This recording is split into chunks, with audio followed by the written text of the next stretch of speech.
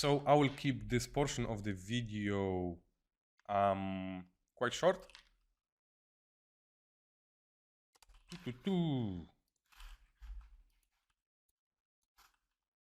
So whenever I'm trying to design something, for example, let's design a building or let's design a facade. So if I have a shape, the first rule I will want to implement is big, medium, small.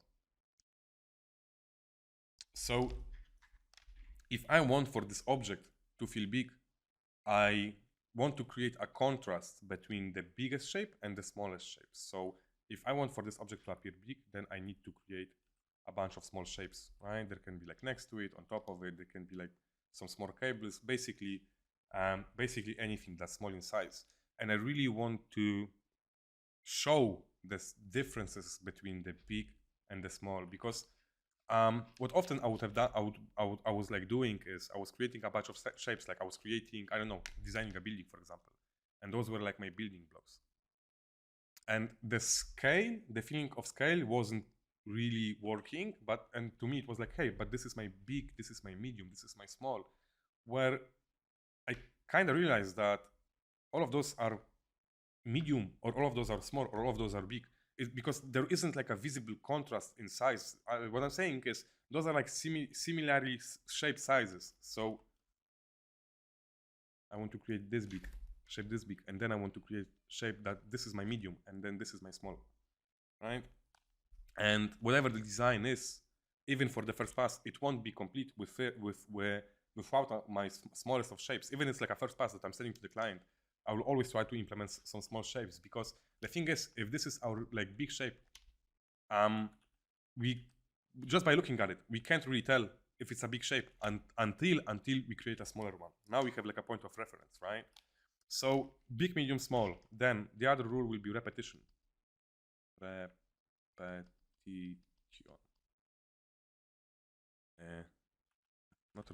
repetition.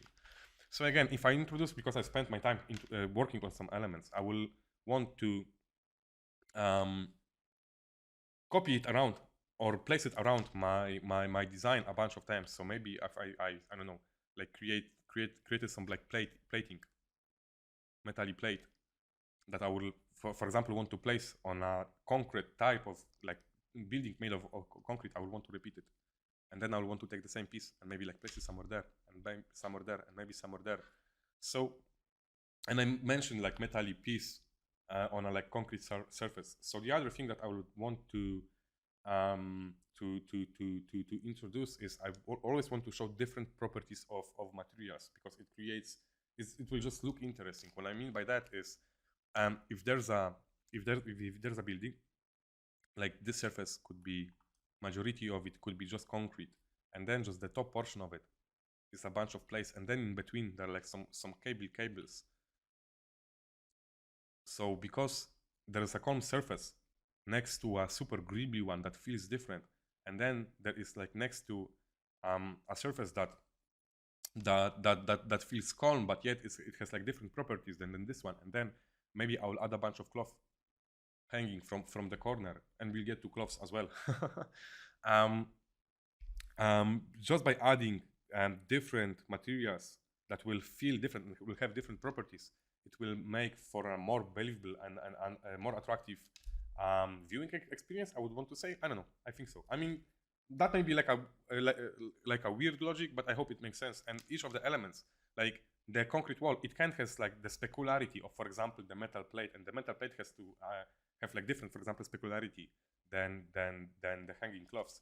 Now, the other rule of design I will want to introduce, I want to stick with, is never halves.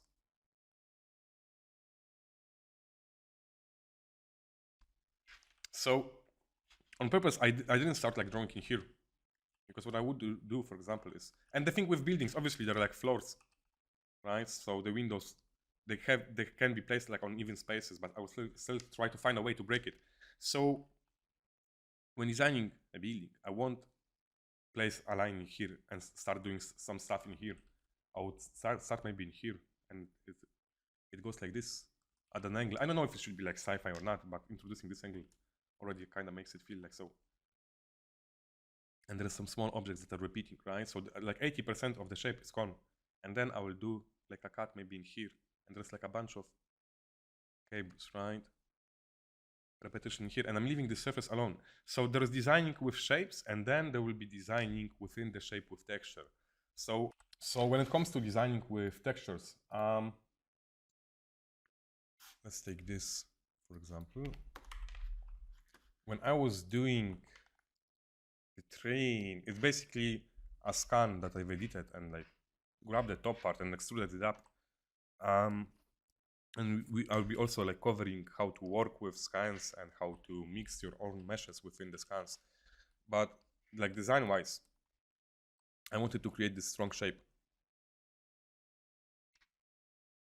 And then there's like a bunch of smaller elements poking out.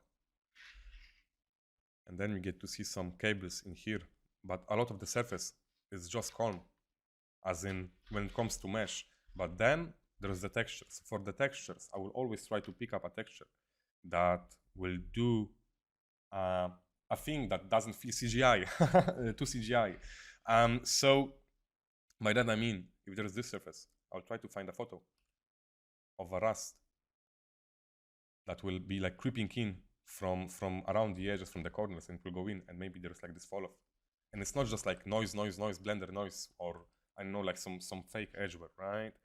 So, and this rust, it takes like this much space because I didn't want for this rust to end in half. Now with this one, in this surface, it's like this huge area. And the rust is just like creeping in from the bottom. And it's like super, super small.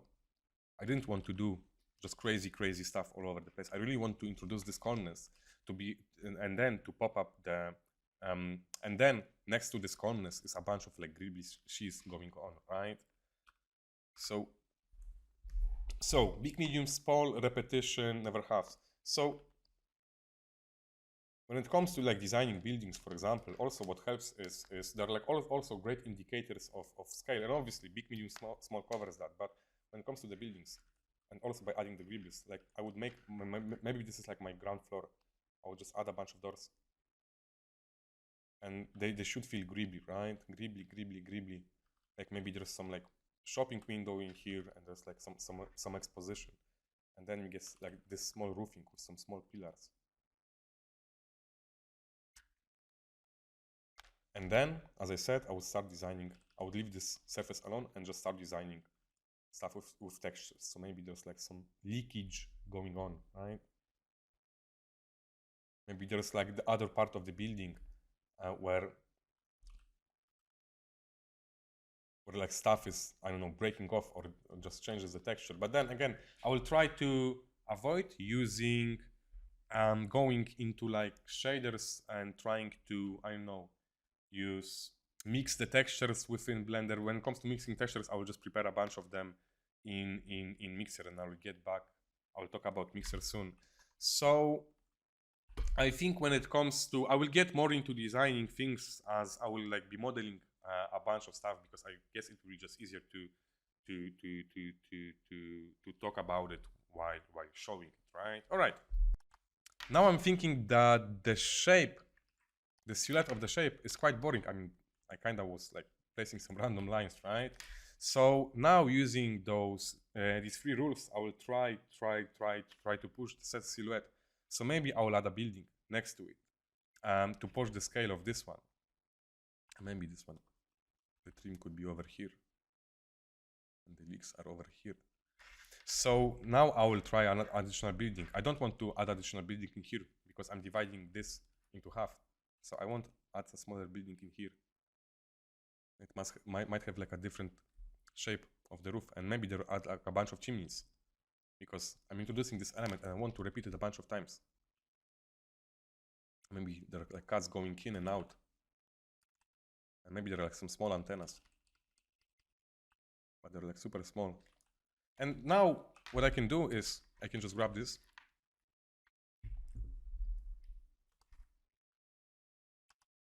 Let's repeat it. Maybe the whole building should be way bigger.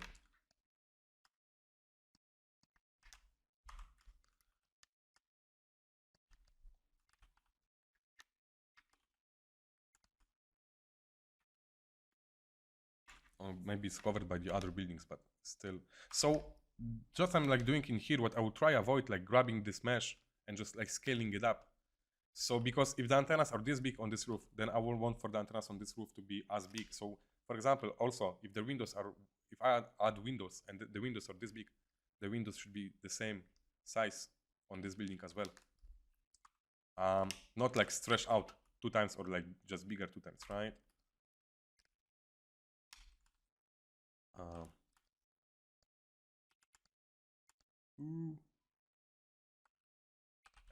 And then I'm not like a huge fan because I'm thinking of like modern or urban buildings, but also I'm not a huge fan of like having a bunch of 90 degrees angle, right? So I might like start creating some shapes that will like break the angle. So yeah, this feels so much more interesting to me. This makes this building stand out, feel special more than this one. But also if I introduce like this type of design angle, I want to kind of find a way to repeat it a bunch of times. So maybe I won't repeat, I will keep those silhouettes.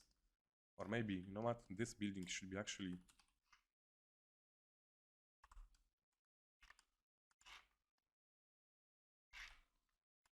lower, like so. Oops, oopsie. So maybe there's like a bunch of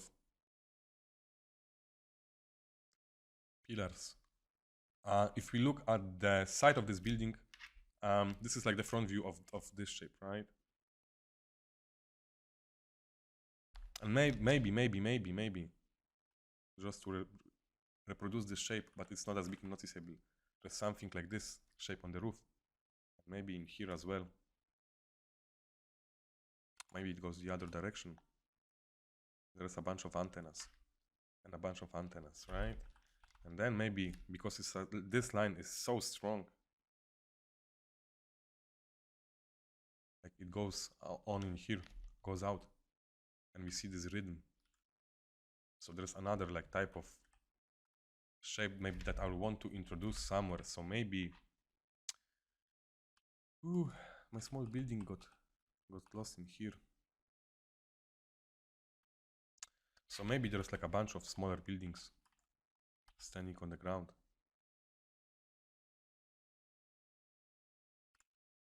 And they're connected with this type of angle. And maybe just to vary the shapes a bit more.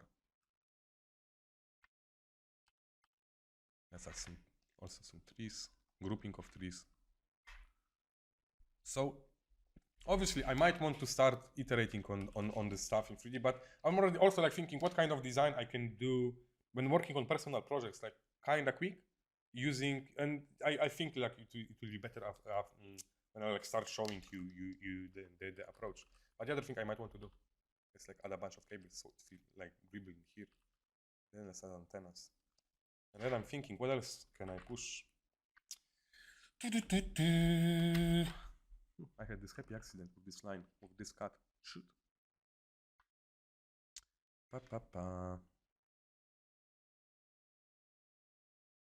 So I want this cut to be the same size, like this cut, the same size, but it's just not as tall. But yeah, I think that's it. That's enough to give you an idea how I like to approach it. And then maybe there's a number. Like we love letters and numbers and some like decals, right?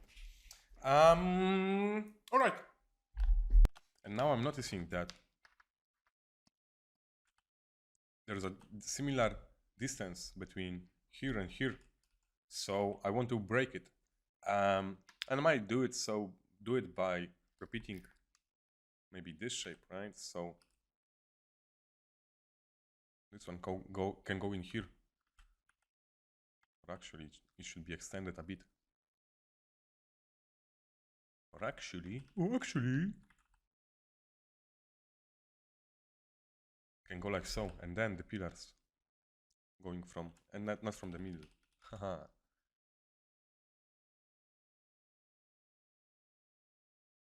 Now, the last thing I might want to push is maybe this feels a bit too much like a ramp. So maybe add some decals, because I mean our eyes they recognize like the numbers or letters or faces instantly, but I want to add some like decals here, like building number F8 for example, right? So at this point I would, now I'm bothered that this is the same as this one, like I'm looking at it and it's like, no.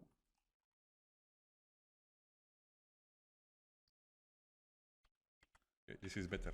So usually I will sketch some ideas first, but I won't be going into like creating 20-30 different timelines of the building like from this view, because the thing is, as soon as we'll start placing objects in our scene, it will usually end up looking different or feeling different. And the way I like to do shots, I love to do the shots from like eye level perspective, because it to me it feels like we are more immersed within or into the environment.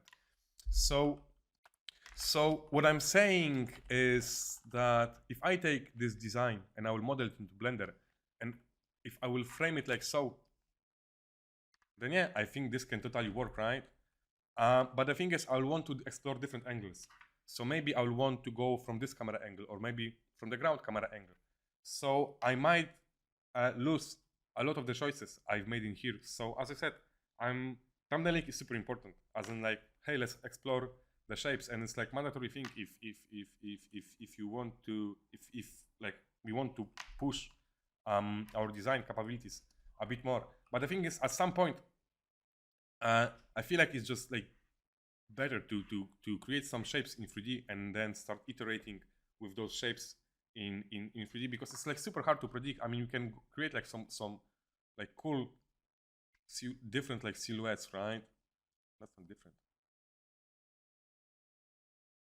and whatnot, but I always like was overwhelmed or found it hard to try, and I don't know, I felt like I was looking into crystal ball, trying to predict how well those shapes will translate into 3D. So now I just like prefer to start working with the shapes in 3D as soon as I have the idea. I hope that makes sense.